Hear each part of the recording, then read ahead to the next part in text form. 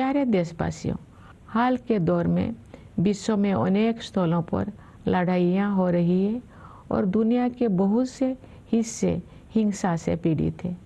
जब दो परस्पर विरोधी पक्षों में से प्रत्येक मानता है कि केवल उसी की बात सही है और दूसरे की बात गलत है, तो ऐसी स्थिति में समाधान परक तर्क के आधार पर ही आगे बढ़ना चाहिए।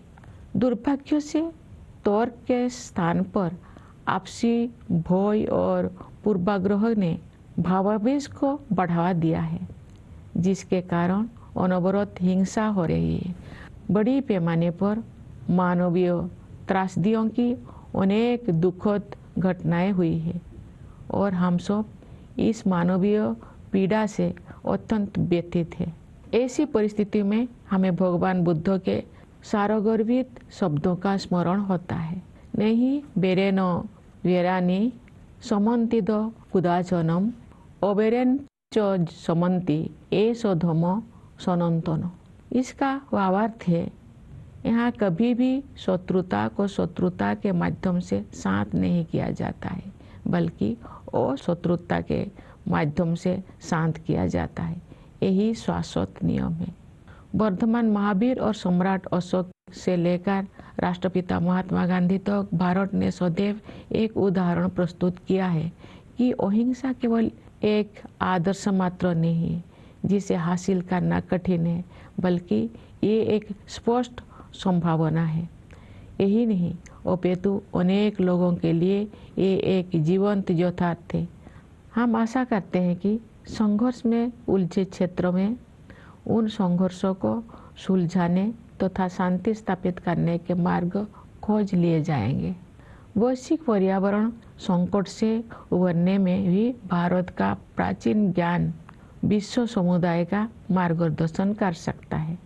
भारत को ऊर्जा के नवीकरणीय स्रोतों को बढ़ावा देने में अग्रणी योगदान देते हुए और ग्लोबल क्लाइमेट एक्शन को नेतृत्व प्रदान करते हुए देखकर मुझे बहुत प्रसन्नता होती है। भारत ने पर्यावरण के प्रति सचेत जीवन शैली अपनाने के लिए लाइव मूवमेंट शुरू किया है।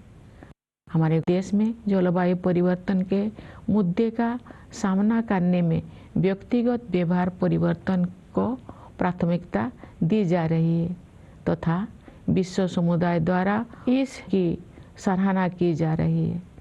हर स्थान के निवासी अपनी जीवन शैली को प्रकृति के अनुरूप ढालकर अपना योगदान दे सकते हैं और उन्हें ऐसा करने ही चाहिए।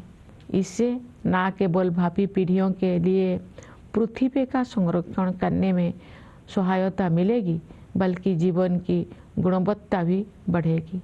प्यारे देशवासियों, हमारे स्वाधीनता के 100 वर्ष पूरी होने तक की अमृत काल की अवधि के दौरान अभूतपूर्व तकनीकी परिवर्तन भी होने जा रहा है।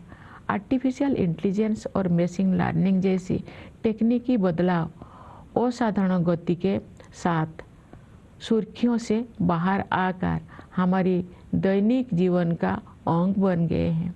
कई क्षेत्र में भविष्य से जुड़ी आशंकाएं चिंतित करती है, लेकिन अनेक उत्साहजनक अवसर भी दिखाई देती है, विशेषकर युवाओं के लिए।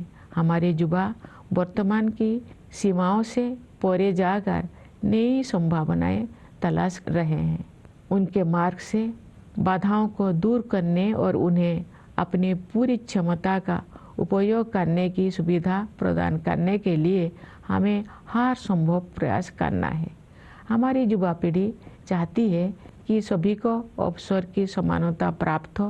वे समानता से जुड़े पुराने शब्दजाल नहीं चाहते हैं, बल्कि समानता के हमारे अमूल्य आदर्शों का यथार्थ रूप देखना चाहते हैं।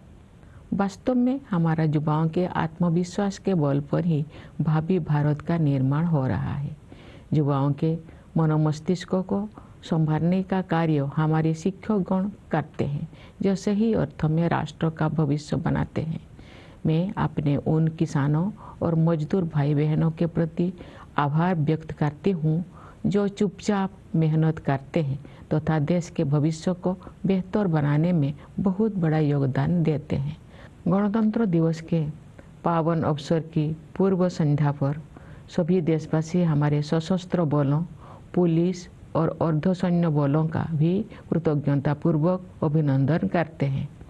उनकी बहादुरी और सतर्कता के बिना हम उन प्रभावशाली उपलब्धियों को प्राप्त नहीं कर सकते थे जो हमने हासिल कर ली है।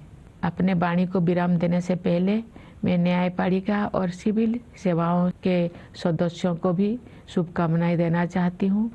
विदेशों में नियुक्त भारतीय मिशनों के अधिकारियों और प्रवासी भारतीय समुदाय के लोगों को मैं गणतंत्र दिवस की बधाई देती हूँ। आइए हम सब यथाशक्ति राष्ट्र और देशवासियों की सेवा में स्वयं को समर्पित करने का संकल्प करें। इस शुभ संकल्प को सिद्ध करने के प्रयास हेतु आप सभी को मेरी हार्दिक शुभकामनाएं। धन्यवाद। जय हिंद, जय भारत।